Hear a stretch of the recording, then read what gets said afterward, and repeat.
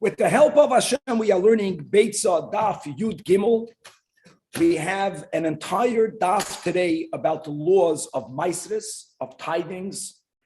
One of the principles that the entire sugya will be based upon is that before produce is considered finished or completed, in Hebrew, before you have the gemar melachton, there is no obligation yet to separate the tithings. We're going to use the word maasros, but maasros doesn't only refer to maaser rishon.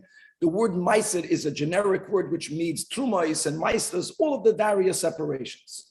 What creates the gemar melachton? When is the produce considered completed?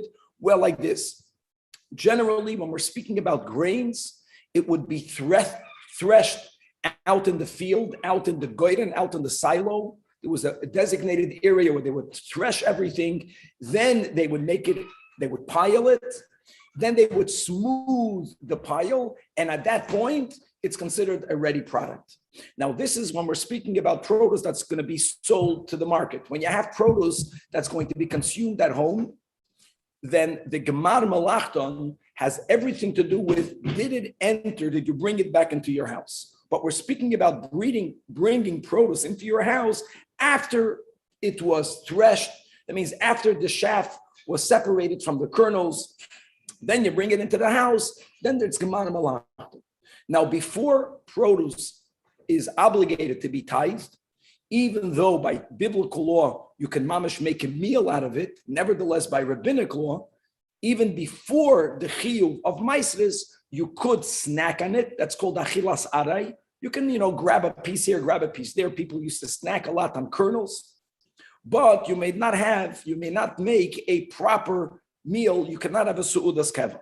Okay, so based on that premise, the last thing we learned really on top of Daf Yud Gimel Amud Aleph is that we learned regarding moilel melilois, can a person rub the ears of grain, extracting with their hands the kernels from the chaff. And people used to eat it as a snack.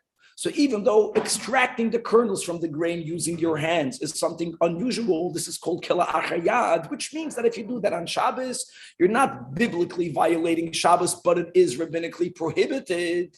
On Yom Tov, we learned that was a din on Daf Yud Beis Amud Beis, that you are allowed lechatchila to be moilel belilos. You are allowed to take out the kernels from the chaff on Yom Tov with the shinoi that we will learn. There's more details about. You have to make some sort of deviation at the end of today's daf. And therefore, what does that have to do with anything? We learned in the Mishnah that truma is something that may never be taken on Yom Tov. We also learned in the Mishnah that if the obligation to separate challah comes about on Yom Tov, which is when you need a dough, if you shecht an animal and therefore the first opportunity you have to separate the gifts comes out on Yom Tov, then you are allowed to separate it on Yom Tov. Not only can you separate it on Yom Tov, but there are different versions of what Beis Hillel says. You can even deliver it in many cases. And the Mishnah clearly differentiated, that is only true by challah. That's only true when it comes to the gifts. Trumais, there's never a time that you are allowed to separate trumais. And the challenge we had with that is that based on the rule that you are allowed to separate the kernels from the chaff on Yom Tov lechatchila, so then aren't you going to be now chayiv to separate truma now that you have the kernels? And if the chiyuv of separating trumas begins on Yom Tov, then you should be allowed to separate truma. And the Gemara says that indeed, that is subject to a machlokes between Rebbe and Rabbi Yossi and Rabbi Yehuda. That was the top of Daf Yud Gimel. In other words, Rebbe holds that when you separate the kernels from the chaff, then you're taka chayiv to tithe it. You're chayiv to separate trumas and maasros. How do we know that? Because Rebbe says that you can't even have achilas aray. And Rabbi Yossi and Rabbi Yehuda holds that you're not yet obligated to separate trumas and maasros. Now, if you're not yet obligated, then you may not do it on Yom Tov. That is where we left off. But only if you're separating as much as you need, you're still obligated to do everything for the Koren. So just to speak out what the point that Kevin wants to make is, it's not about what you are going to eat right now. It's about whether this produce is considered completed. The moment it's considered completed, if it's gemar melachton, now kicks in the obligation to separate trumas and maasros. And we're accepting that if that chiyuv kicks in on Yom Tov, then you have to separate it on Yom Tov. It's not going to be included in the general rabbinic rule because of Nesak, and you're not allowed to do it because you could not have done it before. Okay, so that's the opening of the topic. Now we're going to learn more details about this machlokes, Rebbe and Rabbi Yossi, but Rabbi Yehuda. And the Gemara indeed is going to say that there are certain scenarios where, yes, you are obligated to separate Trumais on Yom Tov, and therefore it's not prohibited, but these are very rare cases. Unlike Challah, everyone would need to know the day they would bake it. So it was common for people to separate Challah on Yom Tov. Unlike the gifts, it was common for people to shecht on Yom Tov. Truma is a very rare circumstance. Now, speaking about different ways of making a product complete, we're going to speak about legumes. When is a legume, let's say beans, many of them also naturally are in a sheaf, but when you remove them from a sheaf, even if you did not heap it, even if you did not thresh it properly, we will see what the din will be by legumes. We're going to have the din of tilson. Tilson is fenugreek. We'll speak about something unique about fenugreek, all concerning from when are you mechuyev to tithe it. We're going to learn again, we had this, I think, in Eiduvin, the rule that even though you have to separate the tithing in the proper order, mitzvah sasei and the alav, first comes bikurim, then comes trumais, then comes meiser rishon, then comes meiser sheni or meiser ani. But if the Levi took meiser rishon before the Kohen got the truma, sometimes the din will be that all the Levi has to do is give trumas meiser to the Kohen. That means whatever the Levi receives, he has to give 10% from his 10% to the Kohen. But does the Levi have to give to the Truma, to the Kohen, Truma, as we'll speak out more details? Sometimes yes, and sometimes not. And just to get familiar with the words, here are the words. Meiser rishon shehekdimai b'shibalin, which means that if the product was still in its ears, that means there was no obligating to tithe it. If you gave the Levi meiser rishon, even though there was no chiyuv, there shemoy toiv loy letrumas meiser. Since the Levi got meiser rishon, now he has to give 10% from what he got to the Kohen. In this scenario, the Levi doesn't have to give first truma itself. But once the product was finished, and now there is an obligation on the owner to give all of the tithing, if the owner then did not give the truma first, but if the owner then gave meiser rishon first, then the rule is that the Levi has to compensate to the Kohen that which the Kohen should have received. We're going to learn that truma could be separated only b'machshava, the way we'll learn Pshat and Rashi, that only with a mental designation of truma means you have produce in front of you, and you think that from my right side, from there, I'm going to give later stuff to the Kohen. You make a mental designation, according to Rashi, that will be enough, both when it comes to truma and when it comes to the obligation of trumas meiser. There's a big difference between truma and meiser rishon, and that is that even though the Chachamim said that a person should give either a 40th or a 50th or a 60th to the Kohen, truma is dafka separated by estimation. You dafka don't give an exact, let's say the average person gives 2%. You don't give an exact 2%, you give it by estimation. In contrast, right, we say this in Pirkei Avos, al tarbala aser umados. When it comes to meiser rishon, you're not allowed to give an estimation. You have to give exactly 10%. There is a machlokes tanoim, the Levi's obligation to give from his meiser rishon 10%, trumas meiser or meiser mena meiser to the Kohen. There is a machlokes tanoim whether the Levi should give it also by estimation because it's going to the Kohen. Whatever the Kohen receives is only by estimation, or no, since it's coming from meiser rishon and meiser rishon was given with a precise exact 10%, and God tells the Levi, you give from your 10% from it to the Kohen, then he has to give it by the exact measure. We're going to learn various relationships between the laws of tithing and the laws of Melecha Shabbos, because there are certain times that when you finish something on Shabbos, you violated it by the fact that you finished it. By meiser rishon, we're also saying that only when the product, by meiser, only when the product is finished, then are you mechuyev to give meiser. So we'll see that there is a relationship. They are similar, they are dissimilar. And finally, we're going to come back all the way to the beginning. And that is that even though we said that one is allowed to be moilel belilois an Yom Tov, that you can take grains, lechatchila, and remove the kernels from the shaft by rubbing it with your hands. You are allowed to do that on Yom Tov. On Shabbos, you're violating rabbinic threshing. You're not violating biblical threshing because you're doing it in an unusual way. On Yom Tov, it's allowed to be done lechatchila, but you have to do it with the shinoi. Why do you have to do it with the shinoi, with the deviation? Because if you won't make a shinoi, it will be considered uvda d'choil. What's yad on Yom Tov is mutar lechatchila. But in order for it not to be considered this rabbinic, it looks like a mundane activity, you have to make a shinoi, and we're going to have various suggestions of what that shinoi should be. The kids say, it's like out of left field. The whole daf is mamash trumas omaisis. Some shinoi means a deviation. No, but is it for Mordechay or is it for? No, it's in Yom Tov and on Shabbos. There's a concept called it looks like a weekday activity. I'll give you an example. Taking somebody else. No. It's not correct. Not look to someone else. Many people go on scooters. The consensus today is that using the scooter on Shabbos and on Yom Tov is prohibited rabbinically because of uvda d'choil. Uvda d'choil. It looks like a mundane activity. It's very difficult to define who determines what's uvda d'choil, what's not. That's a good debate. But in order to go out of uvda d'choil, making a shinoi is enough. Okay. So what I'm trying to say is that some people, like our Gabbai, he loves tumantara.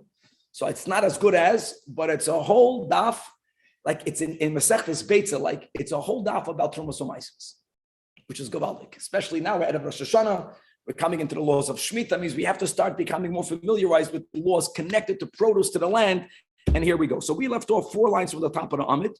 So Nachamol, the Gemara pointed out that you're right, according to Rebbe, that holds that if you bring into your house individual ears of grain, and the intent was to remove the kernels with your hand to be moilol melilois, Rebbe holds that from then on you have to tithe the produce, which means you may not even eat achilas aray. According to Rebbe, you will separate truma on Yom Tov because you couldn't have done it beforehand. Before you brought it into the house, there was no chiyuv. The chiyuv only came about when you brought it into the house. So when you remove it, you have to. Rabbi Yosef, Rabbi Yehuda holds that you are not obligated to tithe it. Now, why are you not obligated to tithe it? So just to speak out, because when the Torah speaks about the chiyuv of tithing it, the Torah uses the words dagan, which doesn't only mean grain. It means when you're putting it in a pile and you're smoothing it in a silo. So when you take individual ears and you don't thresh it and heap it, you just take a few stalks into your house, there is no dagan there. There's no digun. And if there's no digun, according to Rabbi Yosef and Rabbi Yehuda, by grains, you'll never be chayiv to tithe it on a biblical level, and therefore you may not take off trumas on Yom Tov. Says the Gemara, Rabbi Yosef and Rabbi Yehuda nami mishkachas law. Even according to Rabbi Yosef and Rabbi Yehuda, I will find a case where you're doing something that you are allowed to do. You're doing it on Yom Tov, and even Rabbi Yosef and Rabbi Yehuda will say, here it is, you are mechuyev to tithe it. And the premise is that if the chiyuv is chal on Yom Tov, then you are obligated to take off trumais on Yom Tov.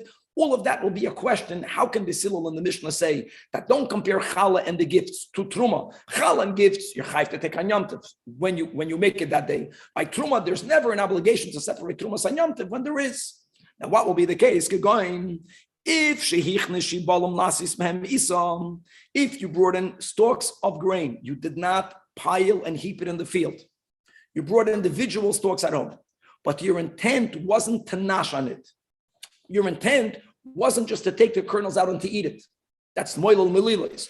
Your intent was to take out kernels, to have a certain small amount, to grind it, to make flour, and to make a dough.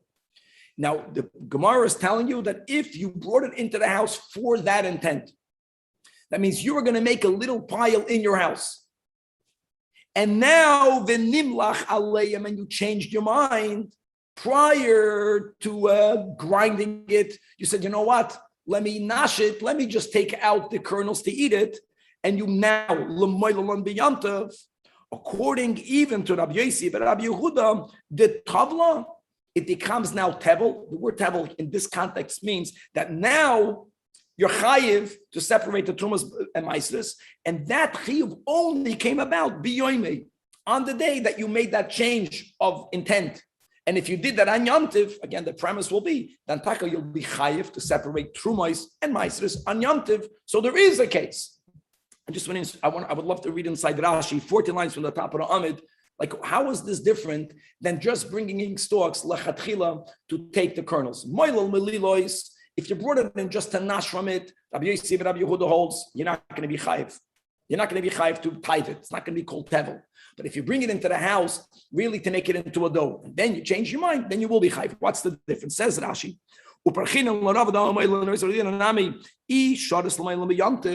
All based on the premise that we learned. If you are allowed, and you are allowed, to remove kernels, rubbing them out with your hands from the shaft on Yom Tov, if you are allowed to do it, then mishkachas lo al korchech, I will find a case, even according to the Beitzah Rabbi Yehuda, shezakoi b'haramasa, that you'll be obligated to separate trumais, b'melilois, in the case where you have ears, shechnisan lasis isa, that you brought it into your house to make it into a dough. How are you going to make it into a dough? B'disha, because here, since you don't make a dough out of two kernels. You make a dough when you nash like a candy. You have one kernel, another kernel. The moment you take in ears to make it into flour, then you remove a lot of kernels, a lot more at the same time. And that's called threshing. Now, you're not going to thresh it out in the field with animals, but that's already called an act of threshing. It's about quantity. And umeruach, okay, and you're gonna winnow it. So there's a large amount, and then you get rid of the chaff. That's, in other words, you intended to make it into a pile. Now, if you changed your mind and you said, you know what, I'm just going to eat them individually. I'm going to snack on it. All of the ears that I brought in will all be used for a snack. I'm not going to make it into flour. I'm not going to pile it in a larger amount. I'm not going to winnow it individually. I'll eat one by one. The shaf is like the candy wrapper, and I'll just take them out. Says Rashi, Dal Karchach, Moide Behur Rabbi Yosi, the Tavlan Biyoim Shenim Lachalem. The day that you changed its designation, from that moment, you're chayiv to tithe it. The Kiven, the Chnisin L'Shem Goyim Gamur, since your intention was to pile it, because you were going to make it into a dough. How do you make it into a dough again? You remove a lot at the same time. You put it into a pile, then Yorda Lohem Toiras Trumas Omaisus. Even though you're not obligated yet because you didn't pile it yet. But now, now that you changed your mind and you said it's good the way it is, Nasis Hachnososui Goyran, just bringing it into the house will be considered tantamount to a Goyran. And Bahamoil and B'yamtev Al Karchai Kadam Trumas. And for you to eat those individual kernels, you have to separate Trumas, even according to Rabbi Yosi and Rabbi Yehuda. And if you do this on Yom Tov, you should be chayiv to tithe it. Says the Gemara, yes, Ella, my Truma, Roif Truma. You're right. Could you find an unusual scenario where, according to all of the Tanoim, you're obligated and therefore permitted to separate Trumas on Yom Tov? Yes. But Beis Hillel is still standing because Chala is always separated on Yom Tov. Matana is always gifted on Yom Tov, especially if you did it that day. But when it comes to you're finding up one mitzias, you bring it into the house with one intent, then you change your mind. That's very, very rare. So Beis Hillel is correct when he says that generally, in the vast majority of the cases, you'll never be allowed to separate Trumas and Yom Tov. Amar Abaye. Now let's continue. Now, really, we're going to have two very important versions of Abaye. Version number one. Amar Abaye, that the machlokes between Rabbi Yosi and Rabbi Yehuda is only b'shabalim, it's only by ears of grain. Again, what's their machlokes? If you bring it into the house to snack of them, moilol melilos, to remove the kernels from the ears, you rub out each one individually and you eat it. Rabbi holds, you're chayiv to separate truma.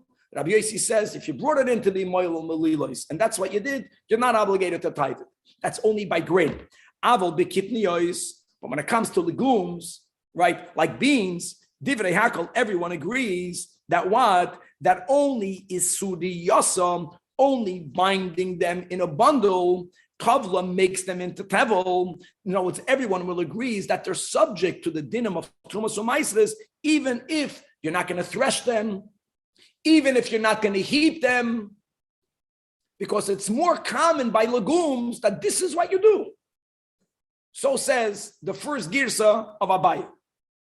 Now, says the Gemara, it's a big chiddush, because you can also argue that most people, or many times, many people, even by legumes, the normal way of finishing the product is by heaping it and threshing it in a pile. But he's saying, no, the moment it's bundled, you're chayiv. So we're going to try to bring him a proof from a Mishnah in Trumais. Now, the Mishnah there is focusing specifically on a bundle of tilson. Now, the word tilson means fenugreek, just to know what it is. It's a certain seed. It's normally used for seasoning. What is unique about tilson, aside of the fact that it's expensive, is that its stalks shares a very similar flavor to the seeds themselves. Tilson, because of it being expensive, is normally not threshed and heaped in large quantities. It is normally crushed only a little bit at a time. That's very important. Because then, when something is normally processed in large quantities, there is where you can argue, if you didn't do it in a large quantity, it's not called finished. Says the Mishnah that tilson, if you have bundles of tilson and they are of tevel. So now the Mishnah is not, the focus of the Mishnah is not to tell you that the bundle finishes the product, completes the product, but the Mishnah is telling you, all you need to do is koitish, you can pound it, which is how they got the seeds out of the stalks. Now, when you separate the trumas from maasros, there's another nuance over here. You see, the stalks are also used for seasoning. So when you separate the trumas, are you separating truma from everything? Says the Mishnah, no. That still the seeds is chashuv. The seeds have to be tithed. And by the way, legumes only midrabanan, but they have to be tithed midrabanan. But you don't b'chlal have to separate trumas or maasros from the stalks. So when you separate around 2%, you don't need to separate 2% from everything. You only have to estimate that how much seeds do you have here, and from the seeds separate the 2%. Umafrish alazra, you only have to separate trumas, the 2%, the 1 out of 50 of the seeds, and you don't need to be mafrish also for the stalks. This is a chiddush because the eights, the stalks, the shaft also has some tam. People would use it for flavoring, but it's not as chashuv as the seeds. And since the whole truma is by legumes, it's only midrabanan, so they were lenient. Now, what do we see over here? We see that if you have a bundle of tilson, you're mechuyev to tithe it. So my love, that this Mishnah is even Rabbi Yossi ben Rabbi Yehuda. Now, Rabbi Yossi ben Rabbi Yehuda clearly, as we learned above, holds that just bundling stalks of grain is not machayev it in trumas or maasros at all. But over here, the Amar Hassan, when it comes to the bundles of ears of grain, Rabbi Yossi ben Rabbi Yehuda holds that if you don't actually heap it in a pile and thresh it properly, loy tavla, it's not going to have the status of tevel. You're not obligated to tithe anything. But over here, by tilson, yes, tavla. The Mishnah is even according to Rabbi Yossi ben Rabbi Yehuda, that would be a raya to Abaye, says the Gemara, not necessarily so. I could argue that the Mishnah is only following Shitas Rebbe. What's the problem with that? Why didn't we think about this initially? Says the Gemara, Rebbe, my yira tilson, then the Mishnah should have said a greater novelty. Not only bundles of tilson is tevel, why didn't the Mishnah speak about shibolim? Like we mentioned, shibolim is even more commonly processed by heaping and threshing. And Rebbe is talking the machadish that says it's chayv anyways. If the author would have been Rebbe, you should have mentioned ears of grain. So the Gemara counters, okay, so my elamai, it's Rabbi Yossi ben Rabbi Yehuda. No, if the author is Rabbi Yossi ben Rabbi Yehuda, I have the following problem. That lashmi'inon shtan mini kitnis v'kolchchen tilson. In other words, other legumes are not as expensive as tilson. Other legumes are more commonly heaped and threshed. Now, according to the, if this is Rabbi Yossi ben Rabbi Yehuda, the chiddush is that when it comes to grains, Rabbi Yossi ben Rabbi Yehuda holds if it's not heaped and threshed, you're not chayiv to tithe it. But here the Mishnah is telling you a chiddush that even according to Rabbi Yossi ben Rabbi Yehuda, when it comes to legumes, you will be chayiv. He should have said the bigger chiddush. You should have been chayiv even by items that are more commonly heaped and threshed. Tilson, like we mentioned, it's a spice. It's used for seasoning, and it's expensive. And people don't. There are many more people that don't make it in larger quantities. So the Gemara says, "Ella, that's not a proof. Ella Tilson Israchalei. Really, we don't know. It could be this. It could be that. It could be Rebbe. It could be Rabbi Yossi ben Rabbi Yehuda. Maybe the reason why the Mishnah did not speak about other kitnias is because there is a chiddush when it comes to tilson. And what's the chiddush? Because since the stalks, the shaft also has the same type of flavor like The seeds do, and therefore, lifresh nami ha'etzoi, one might have thought that since you're taka chayv to separate trumas u'maasros, so you're separating it from everything, including the broken up shaft. So that's why the Mishnah only speaks about tilson. The point of the Gemara is that from over here, all right, there's nothing in this Mishnah that indicates one way or the other. So you don't have an ayah to Rabbi Yossi but Rabbi Yehuda, but Abaye is not refuted. Abaye holds that Rabbi Yossi but Rabbi Yehuda's din is only concerning a grain, only by grain. If you don't mamish, make it into a heap and thresh it. According to Rabbi Yehuda, side of the one exception we learned today, you'll never be chayv to separate trumas from maasros. And Abaye says that when it comes to all legumes, you don't need to heap it and to thresh it. You will be chayiv the moment the product is ready for you. What makes it normally ready by legumes? When you bundle it. That's version number one. Version number two, Ikada Amri, Amar Abaye, the middle of the Amid.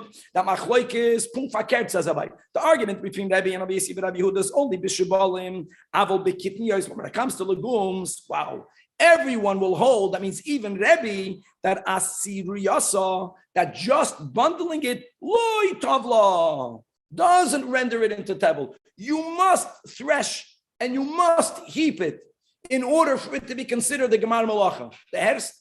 Now we're going to use the Mishnah from Trumais as a kasha. Meisvei. How can that be? We learned the same Mishnah. It says in Trumais, Mishoy Chavila Tilson, if you have bundles of Tilson, it's Tevel. And how did it become Tevel? Because if you have to, just a bundle. Says the Mishnah, the detail. That all you need to do is when you pound it, and now you have, the seeds are separated. They're not in the shaft, but it's all mixed together. So again, the Mishnah wants to tell you that now that you separate truma, it's not 2% from everything, even though everything has a good taste, only from the seeds. So machashev also means you estimate. Kama zera yesh bahem, around how much seeds is there in the pounded up pile of tilson, and from the seeds you separate umafresh ala zera ve'enem mafresh ala eitz. Now, by the way, the word umachashev, which means you estimate, fits. Because truma is dafka not given in precision. My sedition has to be given in precision. Truma is given dafka by estimation.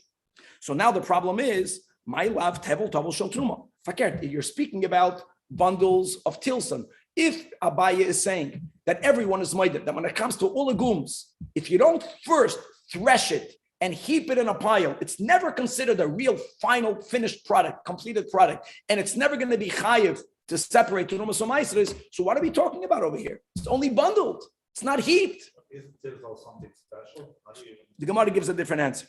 And the Gemara's answer is that loy tevel tavel shel trumas maasros. This is a very important statement. When you have produce, it's important, we have to know these dinim. Even if the chiyuv of separating trumas from maasros did not yet get activated, because it's not called a completed product yet. If the owner, for whatever reason, decided to give to the Levi the 10%, he gave to the Levi the 10%. There was no obligation to do so. Not only does the Levi get to keep it, but now that this is called Meiser, now the Levi is obligated to give to the Kohen Meiser Menam Meiser, Trumas Meiser. Oh, so the Mishnah is dafka not speaking about Truma. Now there's a problem. The Mishnah said the word Machashev. Machashev means by estimation. That's what we spoke in the intro. According to many Tanoim, Trumas Meiser has to be given with precision. Obviously, that won't be the Tana. But let's go inside. And this will be Uchad Rababo Rab Shimon ben Lakish. To Amar Rabbi Abba Rab Shimon ben Lakish. Meiser Ishen Shegdime B'Shibalim. Let's go back to grain. You have the grains still in the stalks. Forget it. You B'chlal didn't thresh it yet. There's no obligation to separate anything. If you decided to give it to the Levi, Shemoi, so you called it Meiser. If you called it Meiser and the Levi received it as Meiser, the Levi cannot say, I don't have to give anything to the Kohen. It's not a final product yet. No. The name, it's called Meiser Ishin. You got to give Meiser Mena Meiser. Toiv loy l'trumas Meiser. Now hold on. The question now is, when the Levi now has to give it to the Kohen, can the Levi just take off 10% and give it to the Kohen? No, the Mishnah says he has to pound it. That means the Levi now has to make it finished. Why does the Levi have to make it finished? Oh, so Shrek the Gemara, if that's the case, why must it be pound? Why do you have to remove the seeds from the shaft? Why can't the Levi tell the Kohen, just like the owner gave it to me before it was finished? So I'm going to give you what I got. God says, whatever you get, give 10%. I'm saying, so Amar Rava says, Rava, no, it's a knas. What's the knas? Because really, the seder of tithing has to be followed. First, you have bikurim, and then you have to give truma, dafka, and then you give ma'aser rishon. And it's really negay. I'll tell you why it's negay. Let's speak about numbers. Let's say a person is giving baruch. You have 100 apples. You got to learn these dinner. You have 100 apples, and the first thing you're going to do is after you gave bikurim, you're going to give per estimation 2 apples to the coin, right? 1 from 50, so 2 from 100. How many apples do you have left? You have 98 apples. Now, when you give ma'aser rishon, you give 10% from what you have now. So how much do you give to the Levi right now?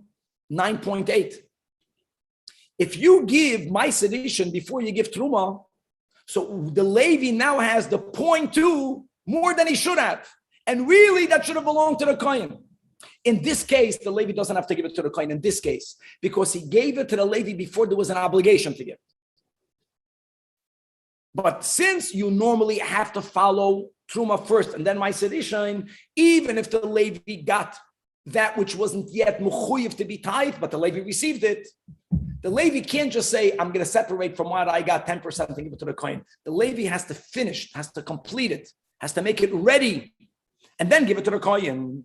And Tanya Nami Hachi, Ben Levi, if you have a Levi, and he received Ma'aser Rishon, he received 10% when the grain was still in Shibalin. It was still in the ears. There was no chiyuv yet. It's not a finished product yet.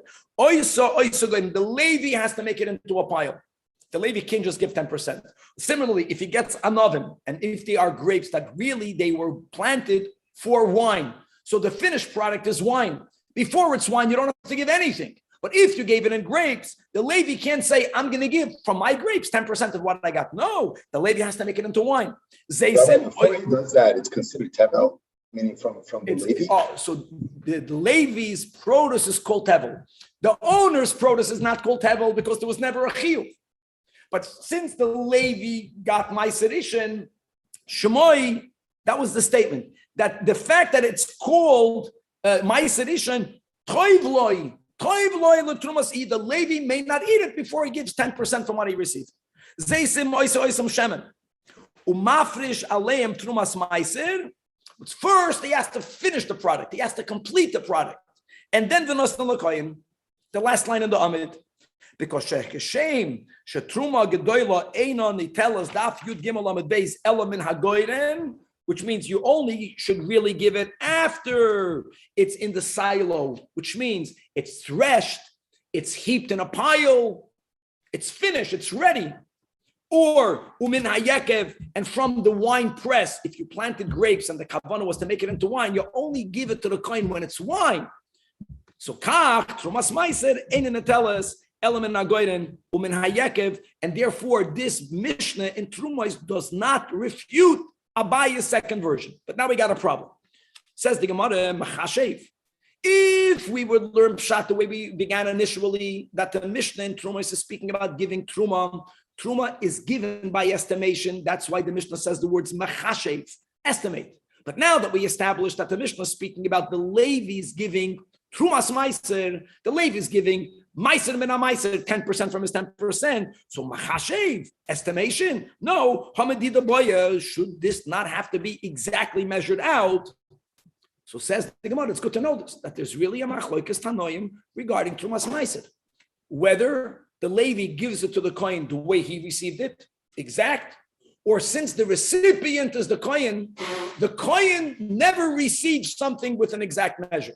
The Kohen receives it by estimation, even if it's coming from the Levi. And therefore, our Mishnah, which followed the sheet of Abba Elazar ben Gimel, Herstanomen, the Tanya, Abi Elazar ben Gimel Oimer, when it says in Parshas Koirach, here are the words, the Nechshav lochem trumaschem. The pasuk is speaking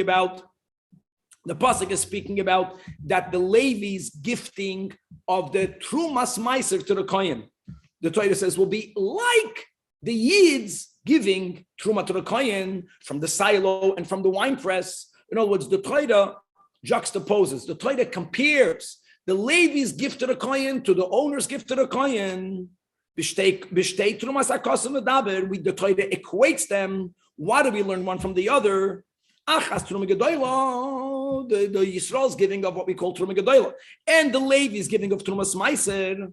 So Keshem Shetruma Gedoyla Nitelas Bo'omer, just like the owner, when you give it from the silo, the one who grew it, yeah, he gives midrabanan 1 in 50, an average person, or 1 of 40, or 1 of 60, whatever your number is. You don't give it exact. You give it by estimation. Number one, and number two, another din ube machshava. Wow, you can separate trumais mentally. Big machlokes. What that means? I'm going to read Rashi, 60 lines from the top of the Amid. This is a side thing, but it's good to know that. The machshava says, Rashi, that if you have a silo, if you have the finished product, you have to begin tithing it. Says Rashi that you know what you need to do? Noisen einov bitzadze. You put your eyes on one side, and your mind, you're saying, I'm giving my truma from there. And you eat from the other side. Because the Torah uses the words v'nechshav. V'nechshav means estimation. V'nechshav is the remez to machshava. So holds Rashi. Other Rishonim argue with that. How can that be? They say that mentally means you have to make a verbal declaration. It just means you don't have to physically separate it.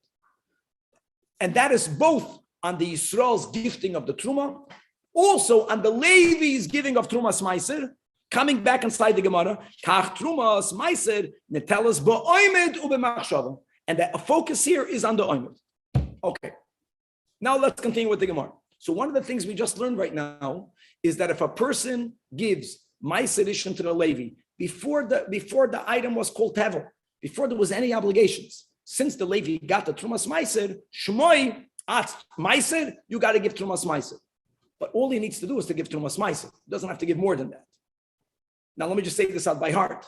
If I gave the Levi 10% when I was obligated to give all of the Trumas or Maisris, means I should have given the Kohen first the 2 apples, and only then I would have given the Levi 9.8 apples. If I changed the order after Amuchoyev, that means the Levi now got 0.2 in addition. In that case, the Levi is going to take first 0.2 and give it to the Kohen. And then he's going to give 10% from what he got.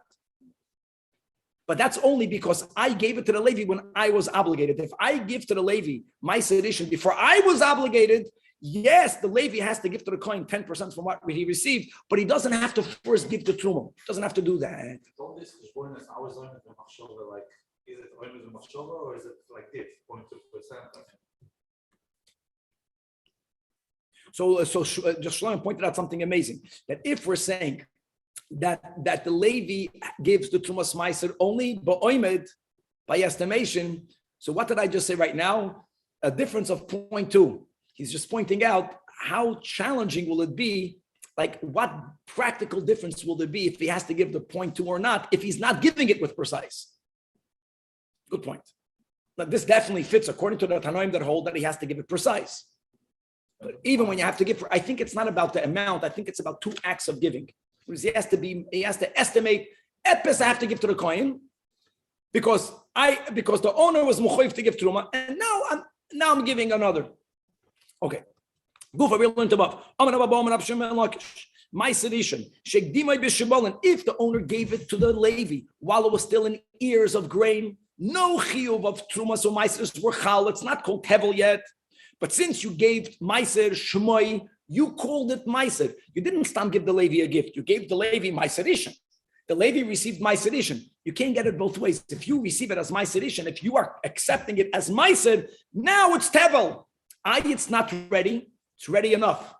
If it was ready for you to receive it, then it's ready for you to gift it. Shmoi toivel trumas meiser. My tame yomarava hoil v'yotza all of shei meiser. That's it. Mike. When the Levi receives my sedition, like we mentioned in ears, then the Levi doesn't first have to give to the Kohen Truma Gedoyla. even though the coin is losing the 0.2, the Levi is getting an additional 0.2. No, the Levi has to give Trumas Meiser, and that's it. And how do we know that? Also, Psukim for Parshas Koirach. Guys, we had this in Shabbos, we had this in Eruvin, we had this in Pesachim, we had this a lot in the beginning.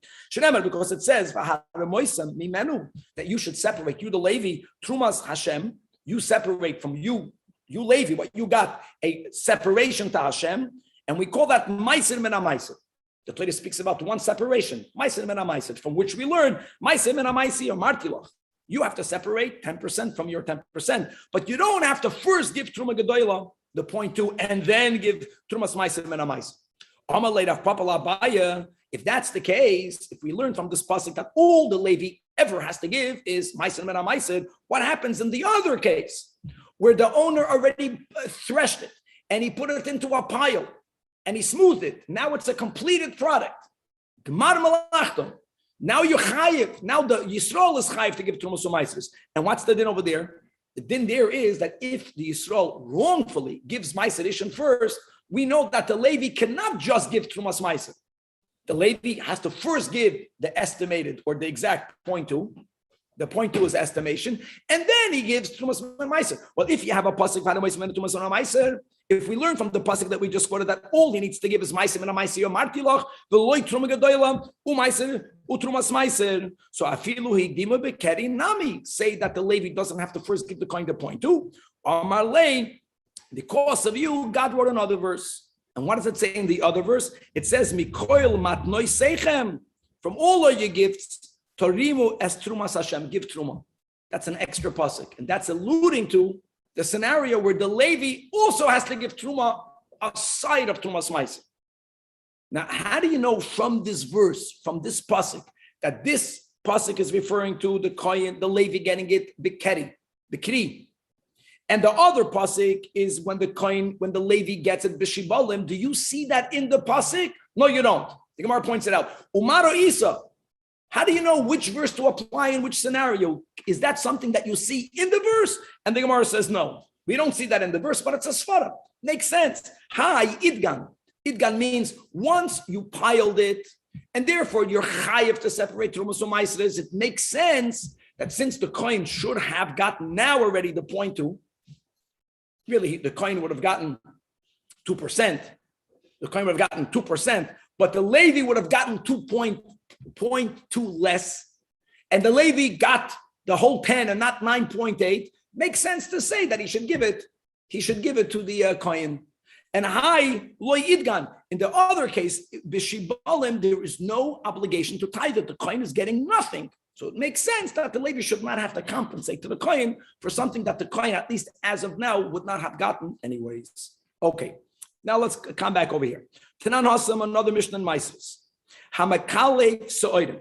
When a person is extracting barley from its ears. Here again, you're not piling it, you're not threshing it, and you're not piling it. And we learned that's the whole premise, that before a product is called complete, you are allowed to snack. But midrabanan, even though you're not chayiv yet, you can't have achilas kev. Says the Mishnah that hamakalev so'odim mikalev achas v'oichel. If you eat one at a time, it's not called keva. It's called snacking. Since you didn't heap it and thresh it and heap it, you're not chayiv. You can have achilas aray. What's aray? 111. Even though when people snack and they have 111, they end up eating the whole bag of candies. That was the candies then, But doesn't matter. You ate it one at a time. But if you begin to take the barley out of the chaff, that was the wrapper, the natural wrapper that God makes. But you gather them in your hand. You have a handful of barley. Then you're chayiv. You're chayiv to separate Trumas U'Maisers. For that or for the whole thing? Huh? You're chayiv to separate for everything you have in your hand. Yeah. Amar Rabbi Lazar. Now, the Havamin is Rabbi Lazar made a statement that Amoira on this Mishnah, on this part, that what? Oh, that the problem, Shabbos, you may not thresh on Shabbos. That's called dash. If you remove a kernel from the shaft with your hands, that's how we began this whole sugya. Is it tulda the dash or not? Now, I know it's called kala achayad, but is it a tulda of dash? Now, on Yom Tov, we said kala achayad is mutal achatchila. On Shabbos, Kala achayad is still kala achayad. So the Havamina was that when is it even only rabbinically prohibited? Because it's tulda the dash, even if it's a kala achayad, only if you gather your whole handful. If you do one by one, it's nothing. That's the Havamina. 1 second. Says the Gemara, Eini. You're telling me that the moment you gather it, it's problem, it's called threshing. We know that Rav Mikalfala Devisu, that Rav's wife on Shabbos would peel barleys, kasa, she would make a whole cut for him. She did not violate Shabbos. Rab Chia's wife, the same thing, Mikalfala Devisu kasa. Wow. Now, by the way, Tosfos here points out, the third to last Tosfos, like we just mentioned, that how can they have done that? Didn't we learn yesterday? That was the whole sugya, that on Yom Tov you can be moilel melilos. You're not allowed to be moilel melilos on Shabbos. We never had in that Mishnah differentiation, and now here you're doing a whole cup, and they did a whole cup. So Tosfos writes, you see that Perush Rashi vim kol v'tei chashibalam v'teimalei mekalfel and avla devisu kasei. We learned above the moilel melilos me'erev Shabbos, which is mashma b'Shabbos. I know it's only us and midirabanan, because you can say it's kala achayad, but it's usher. So just a point, Tosfos points out that if you have the whole ear, removing it is considered a problem. Kala achayad, not chayiv chatas, but usher midirabanan. If before Shabbos, there's no ear, there's no stalk, but you have the kernels, but you didn't properly remove the klipa from the kernel. Only doing that part on Shabbos is something that's allowed. That's the case over here. Says Tosfos. Like eating peanuts or eating nuts on Shabbat? Very good. Speaking about peanut, not exactly, but we're speaking about something similar. Very good. By the way, we are allowed to do it. The problem we have is that the shell itself is muktzah. That's another topic. So let's come back over here. Elyahu, so Rabbi Lazar's statement must have been on the next clause in the Mishnah, Aseifa. Itmar, it says in the Seifa of this Mishnah that we just quoted from Maisres, Hamoilol Melilois, if you rub the ears of chitim, you rubbed it before Shabbos. Here the problem is that you have a mixture of kernels that people would snack on and the chaff. Now, how normally would you get rid of it? You would separate boider. You got a boider issue. So how can you do it? So says the Mishnah, menapeyach, fan it, al yad. Al yad l'choira means you throw it from one hand to the other. You throw it from one to the other. What happens? What happens is that when you throw it, what lands in the other hand? The oichel. What falls to the side is the shaft. That's called, the klal of ayal. Remember ayal? That when is boided allowed on Shabbos? Oichel mitoich hapsoilos, not psoilos mitoich oichel. Yud is yad. You can't use an instrument, even if you're taking food out of the bag, but you have to and la'alter. So that's the case. You're snacking on it. So you before Shabbos, you dealt with the problem of separating and of dush. You did it before Shabbos. You want to eat it on Shabbos, but the shaf in it, throw it from hand to hand, and then you're not going to violate boider. Let's go weiter in the Mishnah. But if you didn't throw it to your hand and right away eat it, if you made an act of birur and then you put it in your lap, you gathered it, you're chayiv. Why are you chayiv? Because you're gathering. Chayiv means you're chayiv ma'aser. Chayiv means you didn't violate Shabbos, but you can't eat it because now it's a finished product. If it's not called a finished product, you can eat aray. This is called a finished product. And on that says Rabbi Lazar v'chein l'Shabbos. That what's v'chein l'Shabbos? That you're violating Shabbos. You're finalizing a product on Shabbos. Gewaldik. And therefore, 1 second, no, v'chein l'Shabbos means you're chayiv for boider. You're chayiv for boider. Why is that? Because it's not la'alter. You're gathering it. You can only do boider when you are immediately going to eat it. Oh, so hold on a second. Now that the first case of the Mishnah is that when you are gathering it, the first case, the Mishnah says Yechayiv and Ma'aser. But we just established that Rabbi Lazar did not make a statement on this first case, which means if you did it on Shabbos, then you're not liable for Shabbos. Why? other words, if you finalized a product enough for you to be mechuyev, to be ma'ased it, why should that not automatically go into a chilul Shabbos? You finished the product. So, umi ika mitzvah l'in Shabbos lo have a gemar malacha or l'maisa have a gemar malacha, and the Gemara says yes. Maskav lo rab sheishes berei rab ida. That's an answer. He's answering with the question: V'loi, is it not true that don't create a complete correlation between a gemar malacha for meiser, gemar malacha for Shabbos? When you do a gemar malacha for Shabbos, it's very problematic.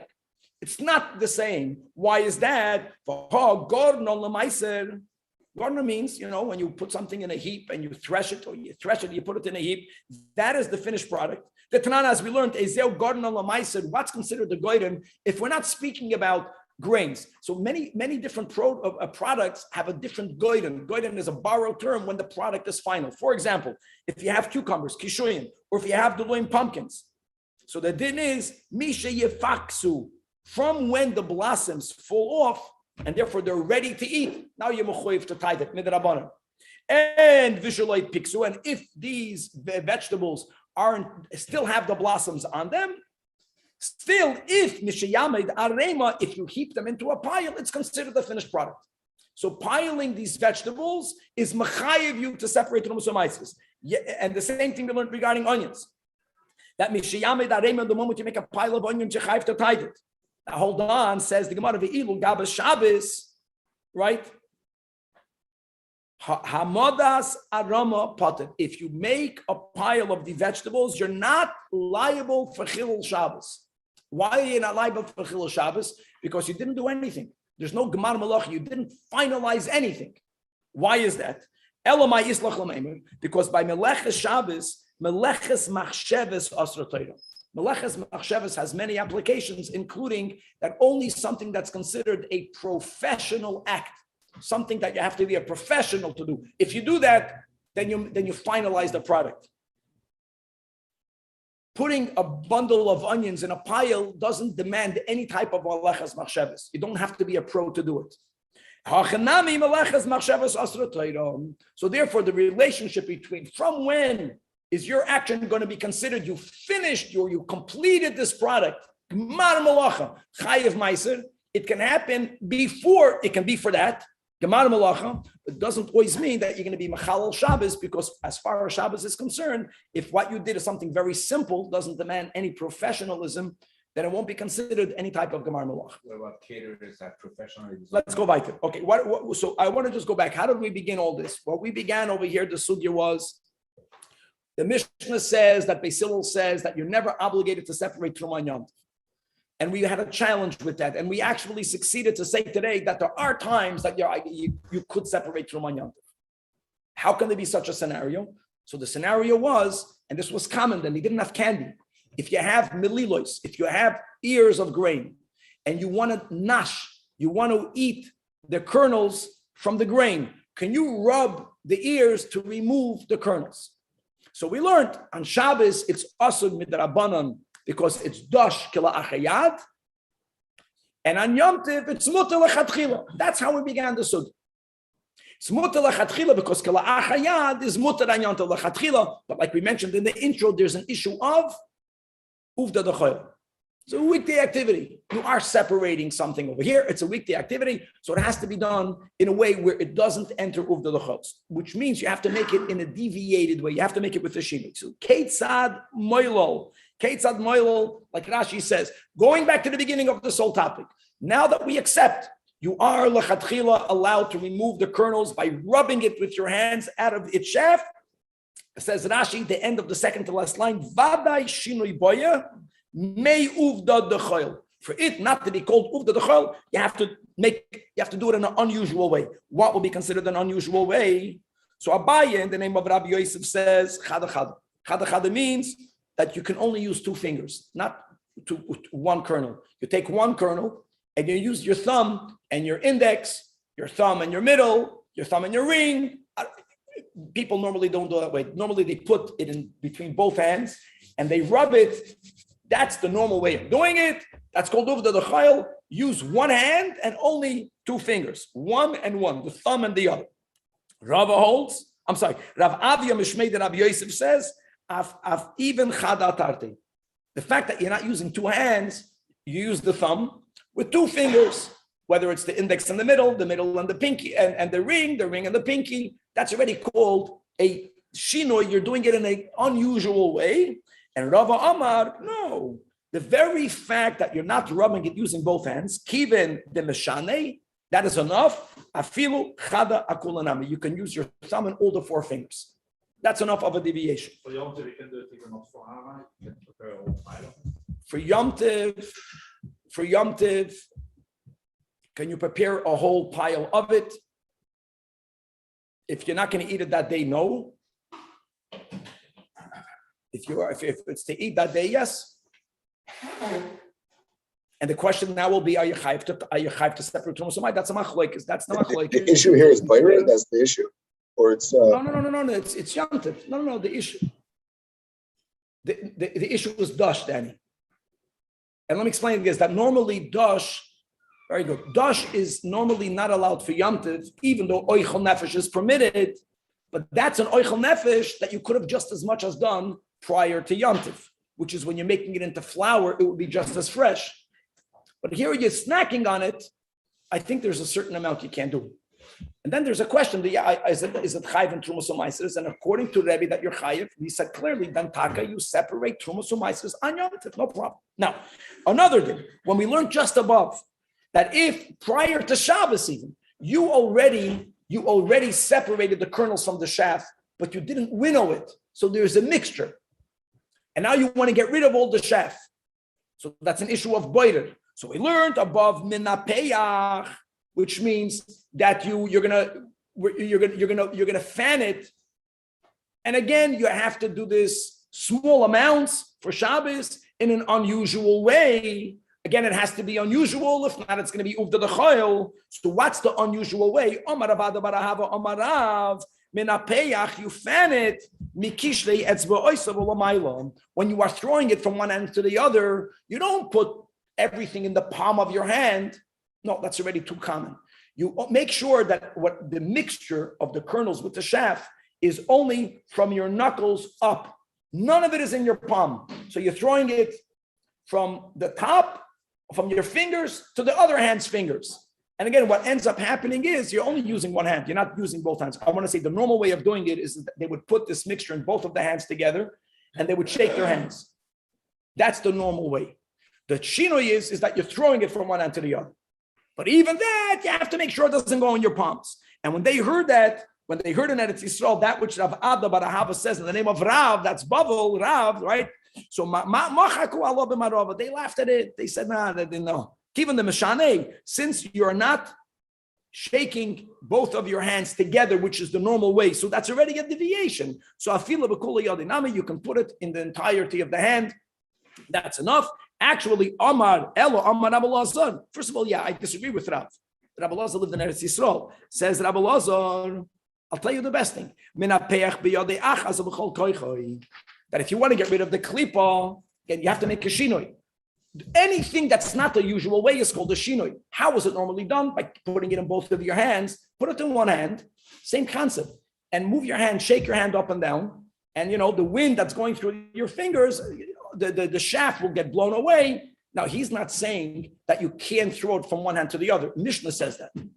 All he's saying is that any minimum deviation is good enough. Now, being that we're learning Erev Rosh Hashanah, so think about just Al-Pi Chasidus, what's the meaning of all this? So we're speaking about the good and the bad. The good and the bad. How do you get rid of the bad from the good? How do you separate? How do you make a birur? So normally you use two hands. Normally a person eats chesed and gevura. Not, God forbid, only gevura, but chesed and gevura. Now that we're saying that there's a way to get rid of all the klipa by one hand, the one hand is the hand of chesed. It's that we're telling God Almighty that, yeah, we have klipa. We got to get rid of the klipa, but you don't always need to use gevura. There are times there's a way of getting rid of all the klipa only by using the right hand. So chevra, wow. So we learned the whole daf of Tumas U'Maisis. Don't worry, God willing. Coming back at some Gedalia, we're coming right back into Hilchos Yontif. A good Amen. Amen. Thank you so much, guys. When's the next shiur? What time? Next When? year is going to be, I didn't see the time, it's going to be Tzom Gedalia. I think we'll start 5:30. 5:30, not Meshuggah. The fast in LA starts at 5:12. So you can get up and you can eat properly. Not mamish properly, but you can for sure have a coffee and you can be on time for the class. We'll learn from 5:30 to 6:30 Tzom Gedalia morning. A good